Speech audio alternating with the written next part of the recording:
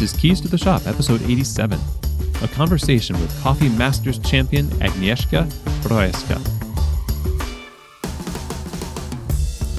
Well, hello everybody, and welcome to another episode of Keys to the Shop, where we give you insights, inspiration, and the tools you need to grow as a coffee service professional. My name is Chris DiFirio. I'm your host for the show, and I'm excited to have you here, always excited, because you've taken the time out of your day to learn from our guests and from this show and improve your knowledge and grow in your career. So I'm honored that you would choose to have Keys to the Shop help you in that pursuit. And today's episode is not going to disappoint. Talking with Agnieszka Rojewska, who is the not only Polish Barista champion and Latte Art champion. She also just won the London Coffee Masters competition, and we're going to be talking about her road to coffee and competition, and she drops some amazing wisdom on us about coffee and coffee shops and career planning, things like that. So it's going to be really awesome. Before we get started here, of course, I want to thank our sponsors here at Keys to the Shop, starting with Prima Coffee.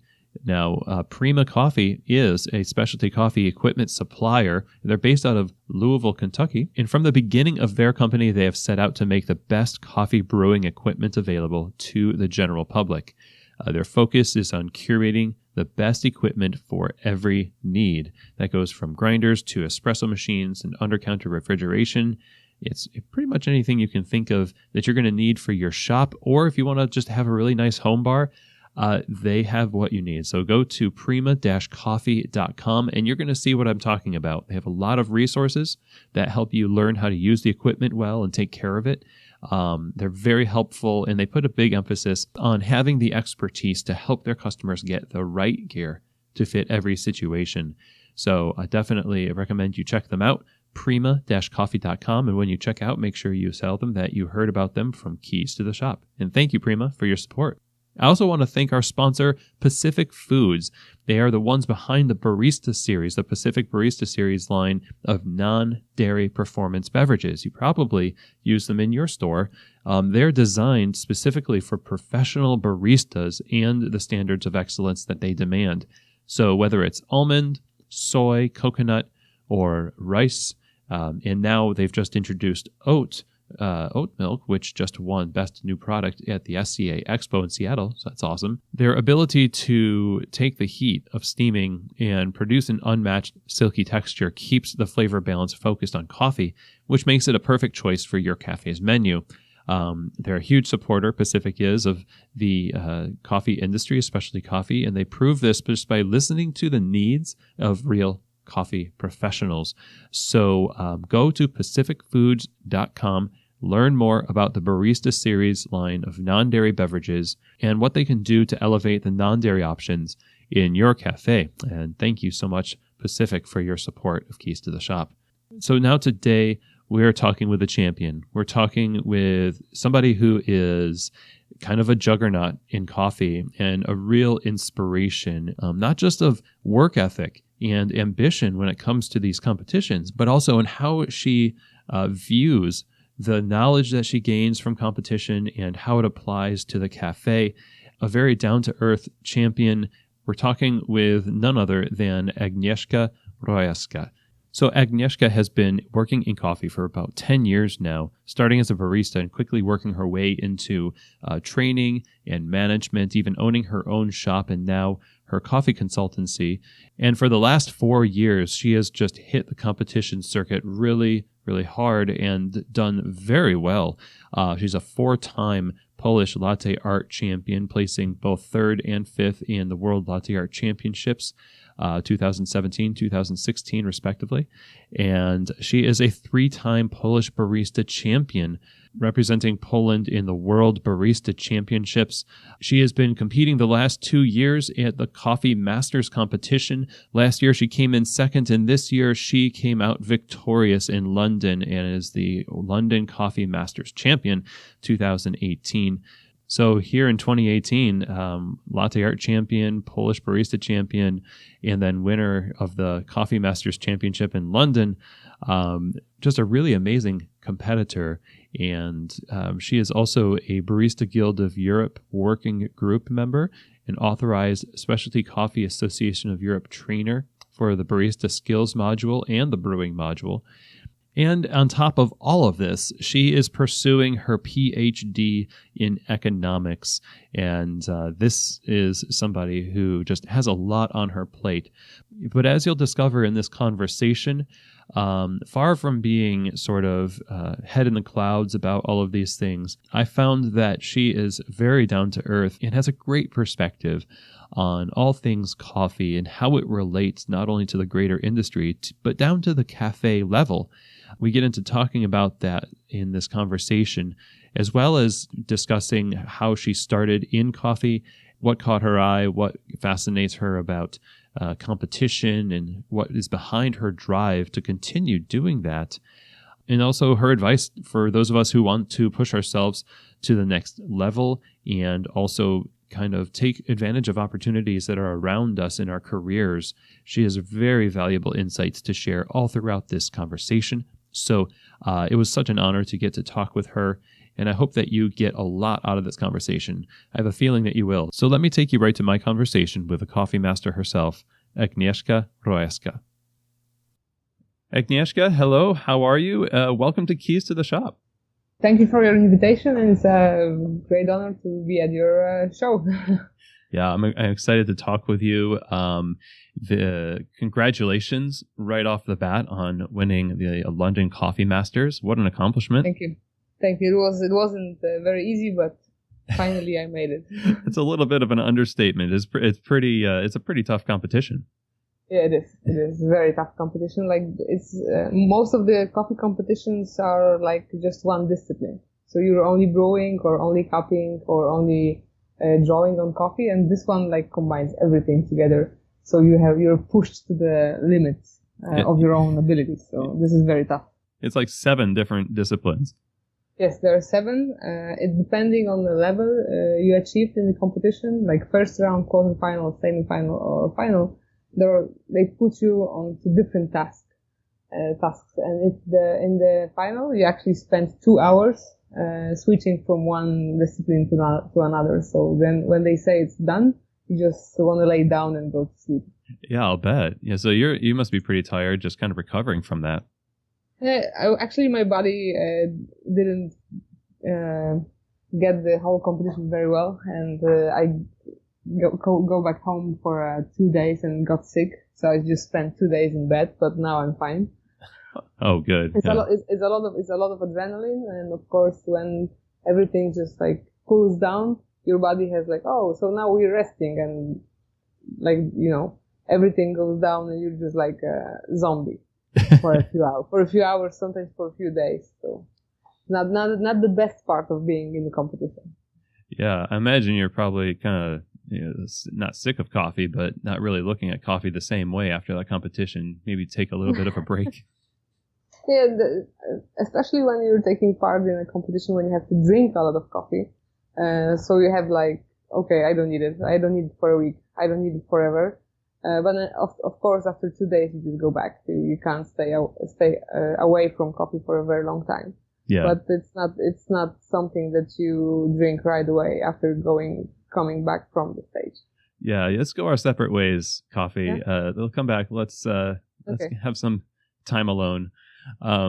So how did you get into the coffee industry? I mean, you've competed in so many competitions. You own a coffee bar.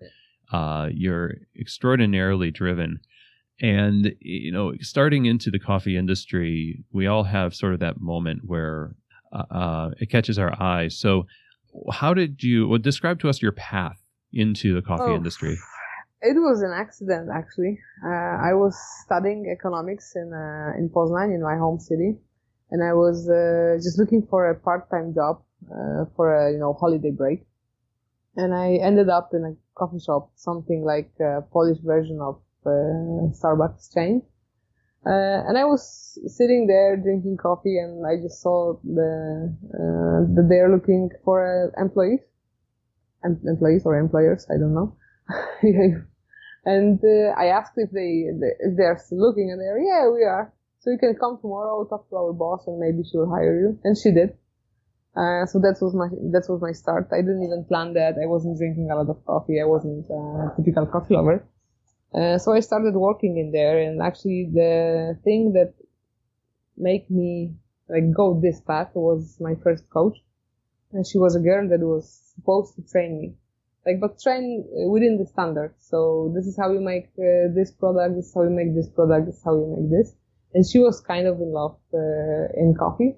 And she could put it on different people. And I found the subject very interesting, and I was supposed to stop working there after 3 months. But I just got so deep into the subject, and I started to like that. And of course I liked that I'm actually earning money, that I stayed there for 3 years. So that was my beginning. So you were fascinated by it, and you were making money, which is helpful, especially for a student. Yes. Yeah. So, and your teacher, the one who trained you, sounds like she did a pretty good job. Yes, she did. I learned very fast that she's not the best barista ever, but she had this special bond with coffee, and she actually made me fall in love with this product, and she showed me different paths that coffee can taste in a different way, that you can do different stuff with coffee, and she did that. She dragged me into this industry. We need more people like that. Make people fall in love with coffie. Definitely, yeah. That's the person. If I didn't met her in my life, I wouldn't be where I am right now. Most probably, I would be sitting in this big building, putting some number into score sheets of Excel all the time. I would be one of them, definitely. I just can't imagine myself in this place anymore. So now you started learning that there's this wider world of coffee out there, and exploration. Sounds like you just kind of pursued a lot of extra coffee knowledge outside of your work on your own. That's it was almost 10 years ago now. So it was the moment when this knowledge wasn't that easy to get. So there was no coffee schools, there was no trainers outside, there was no coffee training, or they were very expensive. So if you wanted to know something more, you just had to look for it. So the first thing that actually dragged my attention was drawing on coffee, because you actually see the effect. So this was the first thing that I started to learn. I was watching YouTube videos. Now it's plenty of them, but back then it was 20. So I was just watching the videos, trying to do that at work, and it didn't work out. So I go back home, watch another video, go back to work, try again, and then finally something started to happen, and I just knew, oh, this is cool. So I can make a heart, I can make a cat, I can make a bear, and I just saw that people that I'm serving this beverages with those patterns, they were extremely happy. So I just go this path at the very beginning. Yeah, latte art is kind of that gateway for a lot of people. In here, you actually see the result very easily and very fast. When it goes to making good brewed coffee or cupping, this is a lot of training, sensory training, and a lot of people doesn't get the difference in the flavor at the very beginning. But when it comes to drawing, there is heart or there is no heart on the coffee. So this is something that drags you very easily and very fast. Yeah, that in latte art was something that was questioned somewhat in the beginning. Do we have time to make latte art on every drink? But you're absolutely right. Putting something nice on the top of a drink, it kind of adds a little magic to specialty coffee, and it fascinates you, and it fascinates the customer. Really loves it as well. Yeah, and actually, it's not when you're making latte, it's not longer than usual cappuccino. The speed is exactly the same. Just people think it's no, don't make me the draw, and because I'm in a hurry, and I'm just but it's for me it's whatever. It's still 7 seconds. It won't be 3. So that's cool, because people keep coming back for that. I remember one of the customers had in his phone he was taking photo of every coffee I made. And then he came back and he was showing me, okay, so I already had this, and this. Can you make me something new? Like, like the baseball cards. He was just collecting the patterns in his phone. So this was pretty cool. That's excellent. Right now, that's got to be worth a lot of money. Save baseball cards. You're saving your early latte art. Hopefully, he will earn something from that. The first one wasn't very good, so it will be actually pretty cool stuff to have it. Oh yeah. I saved one of the first pictures of latte art. I personally did at a grocery store, and it's in my drawer somewhere. It's nice to break out the old photos to remember where you came from. Yes, exactly. I still have all those photos of my first cards, first Rosettas, and I remember how proud I was about it. And now I watch it, and it's like, oh. You don't want to put that down in front of a judge at the World Latte Art. Yes, and I was like, you seriously like this one? Okay. Like I see how long was the road between the first the first steps and now. So I just see and I feel how much work it was. So I appreciate it even more. So now you've learned latte art, and obviously along the way, you're learning coffee, and you started to become interested in or participating in competitions. And that opened a new door for you. Not everybody just jumps into the competition circuit.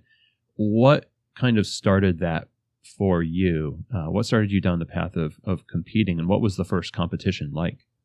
Actually, my first competition wasn't my choice, because the coach I was talking about, she actually made me compete in my first one, because she already saw that I can do some stuff, and she was like, oh, this is like just internal. In this coffee chain, we had the competition. This is just internal. Just go there and try it. Maybe you will succeed, maybe not. Doesn't matter. And I was like, no, just forget it. Like I'm just working for 3 months and it won't work out. But she sent my application without my permission, and they replied with, yeah, okay, so you can come and we will have this competition. I hate her for like 3 days for that. But then I went for the competition, and I actually saw that this is something that I like. I was always kind of a sports kid. I was playing football, like American soccer. I was playing tennis, table tennis, and I always liked this, being into like competition mode. So I found just like different kind of sport, because I'm not playing soccer anymore because of my knee injury, so I can do it. So for me, it was, at the beginning, it was just like bringing back the emotions of like competing. But after 2 or 3 competitions, I just found out that this is the best way to actually push yourself and learn more. Because when you're just working in a coffee shop, so you're making the coffees all the time. So you're making lattes, espresso, and all that stuff. But if you're not pushing yourself, you'll stop learning, and the words will just, like, the knowledge is developing so fast that you will just lose it. You won't catch the amount of knowledge that there is to catch. So I found competing being the best way to push myself to keep like actually learning. And so this is one of the best thing about competing. So it's a different type of learning environment when you're in a competition. It's definitely a simile. It's an artificial kind of environment, but it focuses in on very particular skills. In the cafe, it sounds like what you're saying is you have to take care of business in the cafe and just make drinks that people want. So you found that competition was sort of a not an escape, but it unlocked something that a cafe could not. Yeah, like it's, when you're making cappuccino in a coffee shop and you create the most difficult pattern you've ever imagined. So the customer actually see something and they don't know what it is. So they demand something like hard, some easy stuff. So your skills, your own abilities are going actually backwards. So when I go for a competition, I actually see how much my skills are developing. So I can actually teach different people because I not only learn how to do it, but I learn to understand how it works.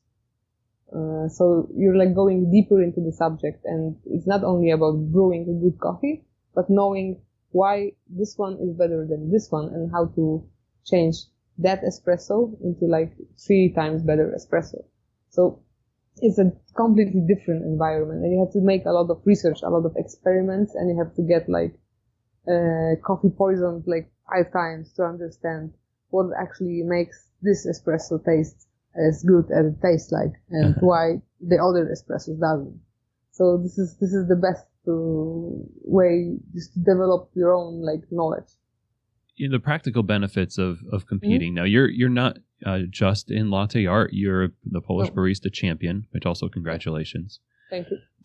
So you're kind of a competition and coffee juggernaut in a way. You know, different aspects of coffee are all very important. Obviously, the presentation of coffee and then the taste of the coffee. So in competition, taking it back to a coffee bar, and you own your own coffee bar, correct?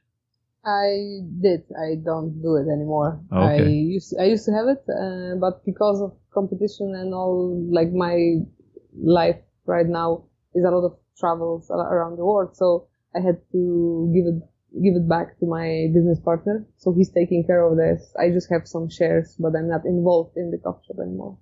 You've obviously seen benefit from the competition in the coffee bar, though. I wonder, what is it that kind of translated directly into, practically speaking, the day-to-day operations of a specialty coffee shop? First of all, it's being in a competition and winning the competition is a great marketing for your coffee shop. Because this is true. Like, this is business, and when I actually win something, so more people come.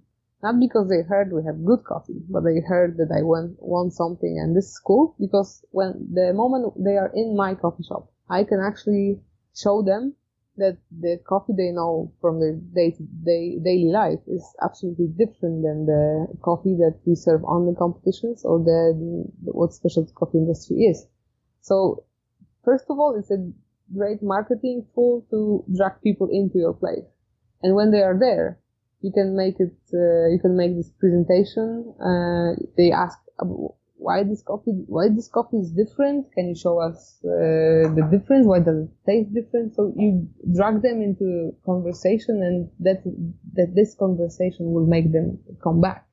This is the first thing, like marketing tool. But the other thing, the more you work with one specific coffee, you learn how to understand how this product actually works. So when you understand how to make better coffee, you can actually teach your own people to do better coffee. And so they are not making mistakes, and they keep like higher and higher quality of served product. So they actually have to. They work with the champion, so they have to develop their own skills.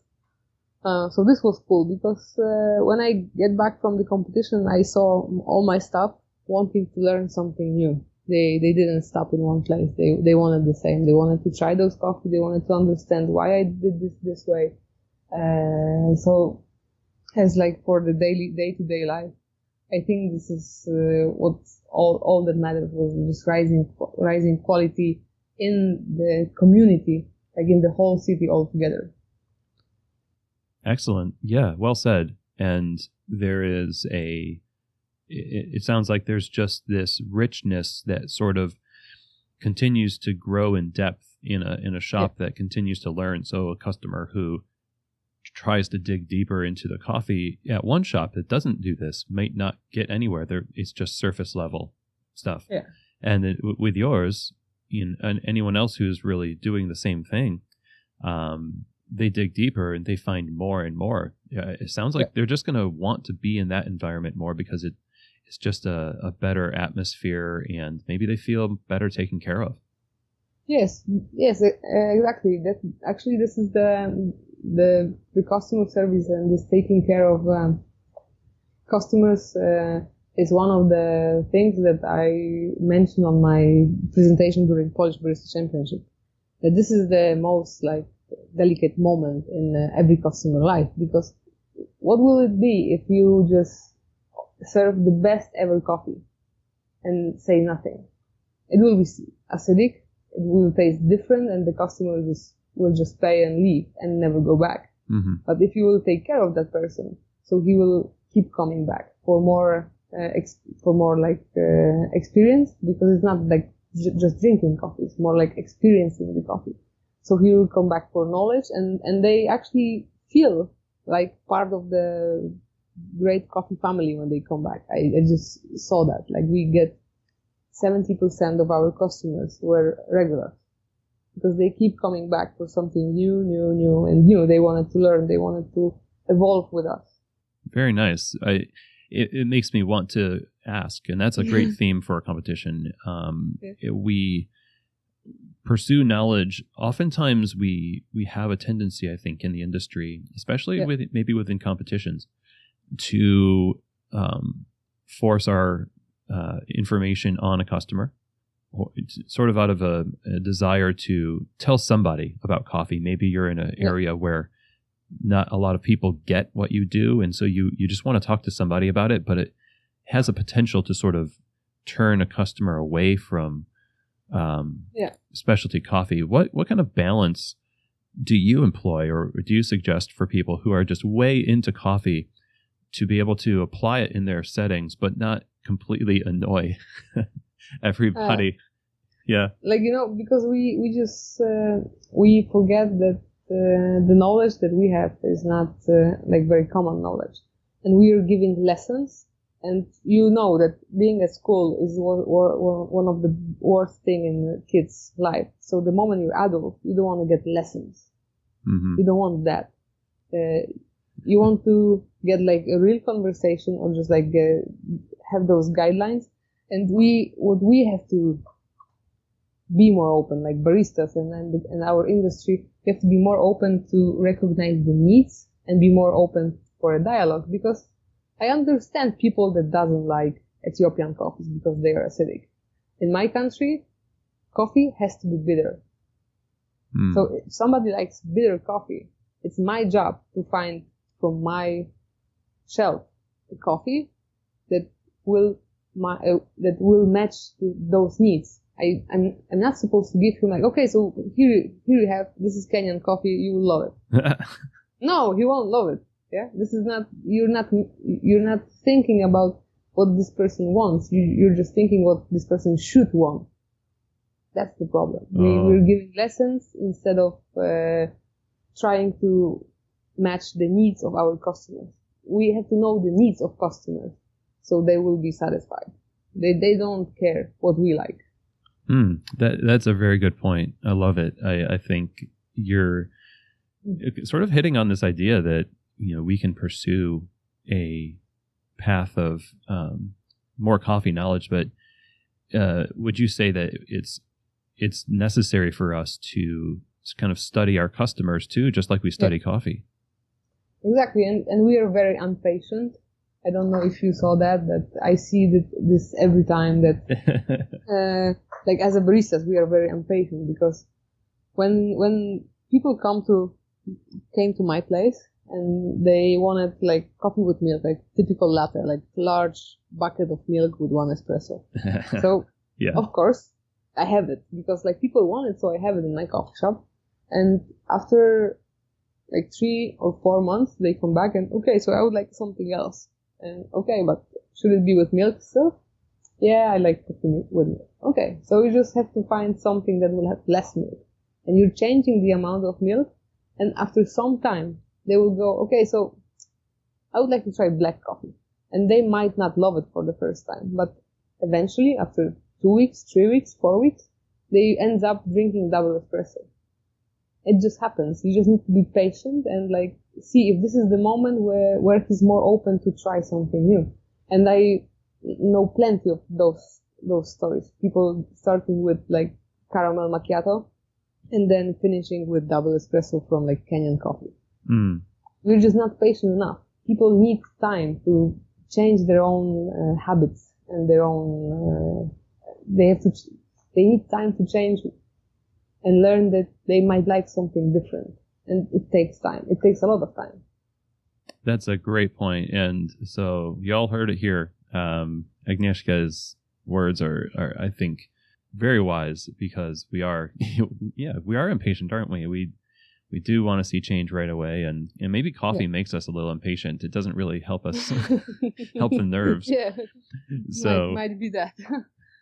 A shop is an environment where you have a lot of different disciplines, and I kind of want to get into your competition a little bit with Coffee Masters, because part of what Coffee Masters tries to do, and I think does a good job at, is create an environment that draws skills that you would use in your shop. So cupping and the order challenge, blending espresso or brewing. How long have you competed in this competition? And coming from the experience that you have, what was your approach to all of these different disciplines and to your presentations? Oh, actually, this was my second Coffee Masters. Okay. I did first Coffee Masters in New York last year, and I always read and heard that this is very tough competition. This is something totally different that we do like on World Barista Championship, because World Barista Championship is actually you create a presentation and you can learn it for like half of a year and you just keep repeating it. And WBC is more like a TED Talk. You have your own, message. You want this message to be shared with people, and nobody will ever interrupt it. Coffee Masters, I think, wanted to, because not everybody is good in this kind of presentations, and not everybody has this ability to get like very special coffee, very decent coffee, and not everybody wants to share any kind of like important message. They just want to serve good coffee. And I think that Coffee Masters was created for baristas that doesn't feel good being on stage with the microphone, just like showing stuff. It was created for people that just work behind the bar. They're regular people that has this great ability to find themselves in every stressful situation. And I was afraid at the beginning in New York, because I didn't know what to expect. I knew that the judges can interact with me all the time. So they're asking questions. They're asking why this coffee? Why this method? Why you're doing that? Will you do it again? What do you feel? And so they keep pushing you during the work, like customers in a coffee shop. You actually talk with your customers when you're making coffee. So I was afraid, very afraid. It happens that I was in a final in New York, and I was very surprised. This was a big surprise for me, and I just lost the final in New York for a tiny bit. It was less than half of a point. Wow. I just knew that I had to go back. But in London, I already knew what to expect. I didn't actually prepare anything for the competition. I just felt that if I am good in what I do, and I make coffee for a living, so I will be able to find myself in every situation they will put me in. So my knowledge, my experience should be enough, and was actually. But you had to come up with a signature drink. Oh yeah, a signature drink I had this kind of experience from WBC. So the drinks I actually serve in the Coffee Masters are the beverages that you could drink in my coffee shop.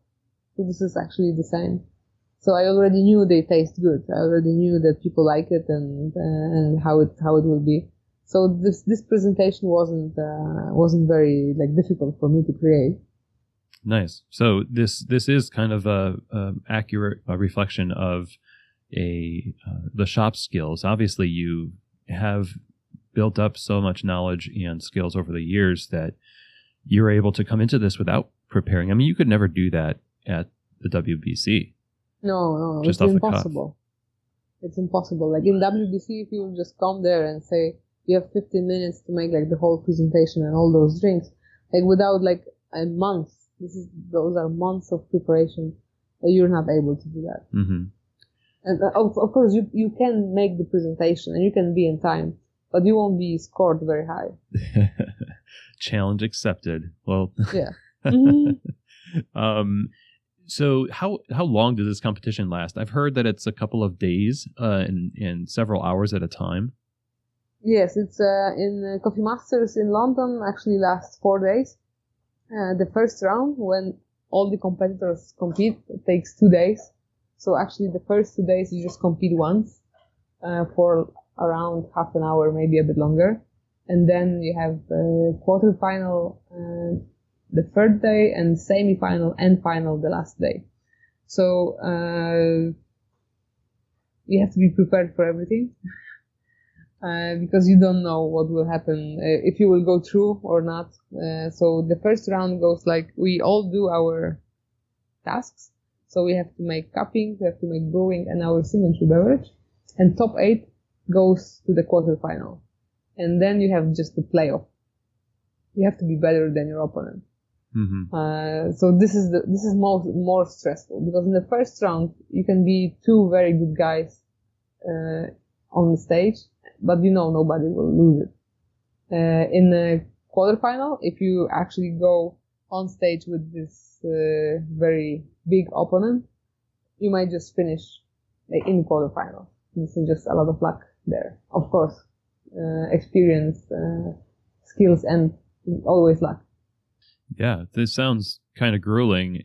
But yeah, like you're saying, when you're talking to people, then you're in the midst of this crowd of people looking on. It must feel sort of like a busy cafe at times. And yeah. It's kind of different when you have to focus in on what you're doing. And were there times where that kind of got to you, or you thought that maybe you were so distracted by everything around you that you might have made a mistake in your presentation? In Coffee Masters, I was the time in Coffee Masters is not that strict as in barista competition. So when you have this brewing challenge, you have more time than you need, which is good. But at the same time, the moment when you interact with people, sometimes you want to tell them so much that you just lost track of time. And that's the moment when you can actually lose a lot. Because I'm not afraid of my own mistakes. I'm just more afraid of not controlling all the variables that I can, and time is one of them. So if you're skilled and you know that your brewing method takes like 3 minutes, and this is like 5 minutes left on the clock, so you are already lost. You won't be able to do it in 5 minutes, because you have to still talk to the people. Oh, wow. So you have to be calm, actually, which is almost impossible in this environment, but you have to be very cold-blooded. Cold-blooded? You need to have your blood has to be cold all the time, because sometimes those are typical easy mistakes that you can make in a coffee shop. You will choose your grinding setting in a bad way. So you grinded your coffee too fine, and you have to repair that mistake, and you cannot freak out, because the moment you freak out, everything will be just ruined. You stop talking, you will be sweating, you will be thinking, and in those stressful situations, what I learned during competing, the decision you make under stress, like in this unexpected situation, is always bad. It's always bad. You always choose the worst case scenario. I don't know how it happens, but that's what I do. If I can choose something very easy and I will just go very smooth to the end, I always choose the most difficult and the worst one I can. Wow. It just kind of reinforces this idea that this is something you can do on the bar when you freak out, like dropping a beverage in the line of a large rush of customers. I mean, instead of just picking it up or letting it sit for a second and finishing the line of drinks, we kind of slam the fridge door harder than usual and get flustered. That sounds pretty accurate. Just as you said, just imagine that you're in a very busy coffee shop and you spill the cappuccino that was supposed to just go out of the bar right now, and you have to remake it. So all the people is getting angry. Your crew is getting angry because you're stopping the workflow, and you just have to calm down. You will redo it and everything will go smooth, but just not freak out. Not oh, I don't have the shot for this cappuccino. Well, what to do now? Whoa. No, it's not supposed to work like this. So this is a good lesson. Like working in a coffee shop is a good lesson before coffee masters, like very busy coffee shop, because some of the coffee shops are just like lazy ones. We in Poland, for example, like because specialty coffee is not very like big industry in here. So some of the coffee shops are making like 3 coffees every half an hour. Oh. So yeah, there are places like this, and they are actually working because they live mostly like from the food or from the like shop side. But if you're making 3 coffees in half an hour, so you actually nothing bad actually happens in there. Like no matter if you will spoil that cappuccino or you just forget about it, like there is still time to redo it. But if you have to make like 40 cappuccinos in half an hour, this is difficult.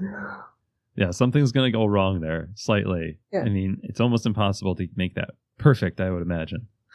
Yeah, exactly. You are an inspiration to not just me, but a lot of people in terms of your accomplishments and your perspective on the cafe and how to sort of approach, having a lot of coffee knowledge and also applying it in an appropriate way in reality and not just on the stage. And a lot of people listening here, 5 to 10 years, they're going to occupy positions of leadership. Maybe they're going to own their own business, or they're going to be in competition themselves, and many are right now. So I'm curious, with all of your experience, like what could you advise us to take advantage of the opportunities that we have, for us to create opportunities that will help us advance our careers? From your experience, what can we do to just go further and push ourselves the way you have? Like you need to now you need to think, what would you like to do in the future? Because I knew from the very beginning, and this wasn't like the most like wise idea I ever had, because I told my first coach that one day I will win international competition, and she was like, "What for?" And I was like, "Because I can." And this was I just set myself a goal that I will do it one day, and this wasn't the main goal. Now I just do competition to more like to learn, and I just like it. But this was the first goal, and that I was going to achieve. And to do that, I needed to learn, I needed to train, I needed to change my job, I needed to develop some skills and all that stuff. So at the very beginning, you just have to think, what do you want to achieve? Where do you see yourself? What would you like to do in 5 years? Because a lot of baristas here in Poland have this problem. They are working behind the bar, and this is a cool job. You're making coffee, you're talking to people, like this is not a very difficult job if you're well prepared for that. So the 3 years will gone, and you will still be standing behind the bar, and you need to have the idea for yourself. Do you like more sensory part of the coffee? Do you like more like selling the coffee? Do you like more enjoying like being in a cafe and talking to people? So maybe you should have your own cafe. So first, just set a goal, and it doesn't have to be the goal that you will actually achieve, but you need to set a goal that will push you to do something with your life.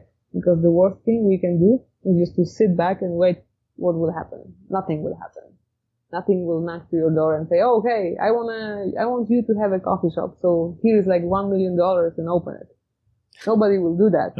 You have to make this chance go to you and actually say that. And I know there is one guy in Europe called Yanis, and he's doing very good talk about chasing the opportunity, and he know that he wants to be a barista. He wants to work behind the bar. He doesn't want to be a trainer. He doesn't want to compete. He doesn't want to own his own coffee shop. So he's just looking for a great, well-known coffee shop, and he's just switching from town to town because he wants to work in different environments with different coffees. And what is very important, because you have to be patient, because some things will happen, but they are not happening right away. It sounds like he's chosen that path on purpose, and not just sort of rolled into it and woke up one day and is in a place where he doesn't want to be. Yeah, he was enjoying working behind the bar in his native country.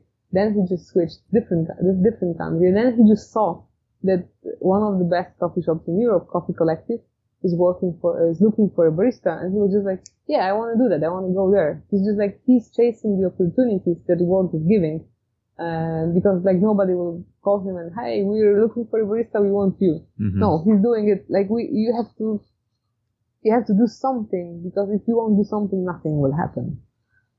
This is the worst thing in this industry, that people are waiting for their life to change, and it won't change just like that.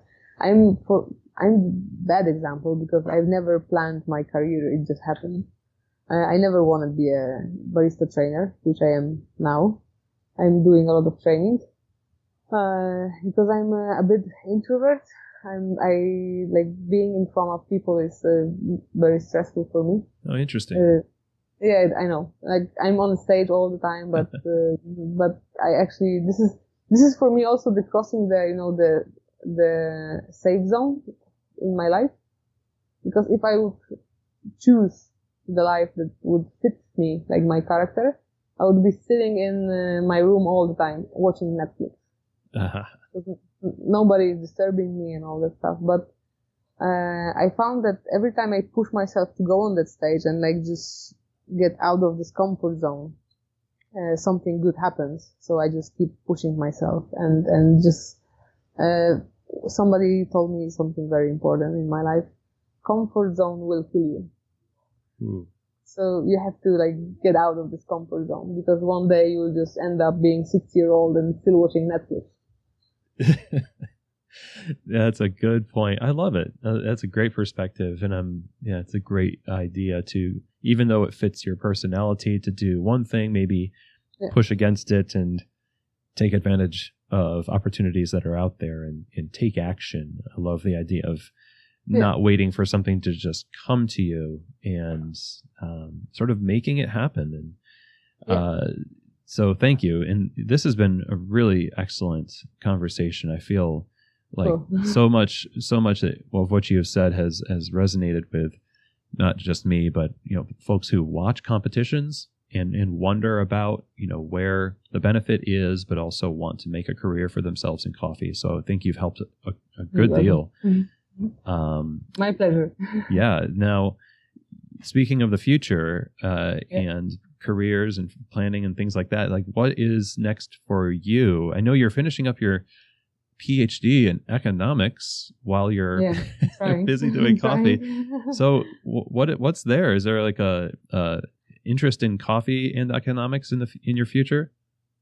Actually, my dissertation about coffee in economics is about coffee shops. Like I started it in 2014.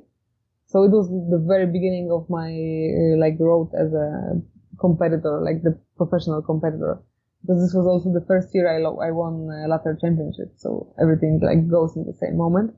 And I always liked economics. I was always the best student in the class. So which nobody believes me right now. When they see what I do in my life and how I look like with those white hair, they see, no, you don't look like this. You don't look like the best student. No, okay, that's what people in Poland say. But okay. So I was doing the PhD because I was a bit jealous of my brother that he had it, and I wanted it also. So that's how it started. And writing about coffee shops, I found that there is no research about that, especially in my home country. There is some research about general in coffee, but nobody even here about specialty coffee or like the highest quality coffees or the coffee shops that make coffee in a different way. So I was thinking that maybe it's a good place and good moment in my life to develop both those two things. I was owner of the coffee shop, and I knew that this is different from the others. And I was making talk with my teachers, and we figured out that maybe it is a good way to start a survey and a research about why actually people go into coffee shops and what makes them go to, for example, mine and not the other? What is the reason? Like the customer behavior. Yeah. So my dissertation and my study is about like customers in coffee industry, especially in the specialty coffee industry. But it's on the go, so it's not finished yet. And I found there is a gap. There is no research about this like very small part of this coffee industry. So I just wanted. At first, I thought that this might be my road to be a scientist. Let's call it a scientist. But then it happens. It's not something that I will do in my life. Wow. Well, it's really interesting. I hope we get to see the fruit of your work sometime soon. Me too. Yeah, that's a great field of study, and there's not enough in the world of study on coffee shops, and it's such an important topic. Yeah. And for our industry, it's the last link in the value chain, as we all know. Working in the store where the customer gets the impression of specialty coffee. It's great. And actually the customers are I think the most important part of the specialty coffee industry, because when you think about it, where will we be if there is no customers? We'd be 60 years old watching Netflix. Yeah, sure. Oh, yes. And I was just like thinking like few days ago. So if we won't know why they're coming and how to drag them in here in our shops, so we will be like, I don't know, maybe drinking tea. So yeah. I think this is the important subject, but here in Poland it's quite hard to go with that, because there is no, like in the United States you have, like, for example, Peter Giuliano, who is doing a lot of great work with the research, and the World Coffee Research is actually based in the United States. And in Poland, when I talk about specialty coffee, all the conversation starts with, okay, so what is it? And what's the difference? And I have to explain it for 2 hours. And then we start to look for some research, and there is nothing about it. So it's pretty difficult to do it. Oh, well, it sounds like it's going to be groundbreaking, and no pun intended, but it could have been a great pun, coffee pun. But your work is going to definitely change people's minds, it sounds like. So I'm excited to see that. I hope, is it going to be something that we get to kind of take a look at when you're done? Yeah, like all the PhDs in Poland have to be published. So nice. This will be public. Awesome. So I'm, like I said before, I'm super grateful to have gotten an opportunity to talk with you today. Thank you for taking the time to just share with us your story about coffee and your journey. How can we stay in touch with you online? Where can we go to just keep up to date on what you're up to? I think the best is Instagram, of course. Yeah. Instagram, I'm not very familiar with the social media that's very, very popular in the United States. Twitter, but I think that the most stuff about me and my life and my journey on the coffee industry is like on Instagram, and you can find me there with my surname and my name. If you will put it there, Agnieszka Rojewska, so you will find it. There's the most important stuff I put in there. Excellent. We'll link to that in the show notes. Agnieszka, thank you for being with us. Cool. It's my pleasure. It was great talking to you. Well, I'm really grateful, like I said in the beginning, to got to have talked with Agnieszka and hear her story coming into coffee and the lessons that she's learned. Some of the things that really stood out to me were simply that look at what she's studying in economics. Her thesis on, what brings customers into cafes. It shows you where her heart is and where her thoughts are when it comes to all of this knowledge and all of these titles to her name. You don't get the sense that you're talking with somebody who is pretentious at all, but is super accomplished, and I think a really great role model for anybody who aspires to great things in coffee. Also enjoyed hearing about the competitions and how they relate directly to changes for the positive that can be made in the cafe. There's a lot in this, and I hope that you found something inspirational here. I know that there's a lot to choose from, so I have a feeling that you did. So my thanks to Agnieszka for joining us on Keys to the Shop. Really appreciate you. So if you want the show notes, you can go to keystotheshop.com. And when you get there, you'll find on the sidebar a place for you to enter your email. If you do that, you'll be put on a list to receive the show notes delivered to your inbox on a weekly basis, along with, it's basically the key takeaways from every episode, as well as the links to things discussed. There might be some videos, there might be some just links to documents or websites, things that support the subject of that particular episode. So be sure to do that. And if you haven't yet subscribed to Keys to the Shop, I would encourage you to do so and leave a rating or review for the show as well. I'd be super grateful. And also, if you want to reach out to me and you have some feedback or comments, etc., you can reach out by emailing chris@keystotheshop.com. And if you want to find out about Keys to the Shop consulting and training for you or your business, simply use that email as well, and or call me at 502-715-1465. I'll look forward to hearing from you. And yeah, so that's our show today. Thank you so much for joining us. I appreciate everyone who takes the time to listen to the show. And this was certainly a great conversation.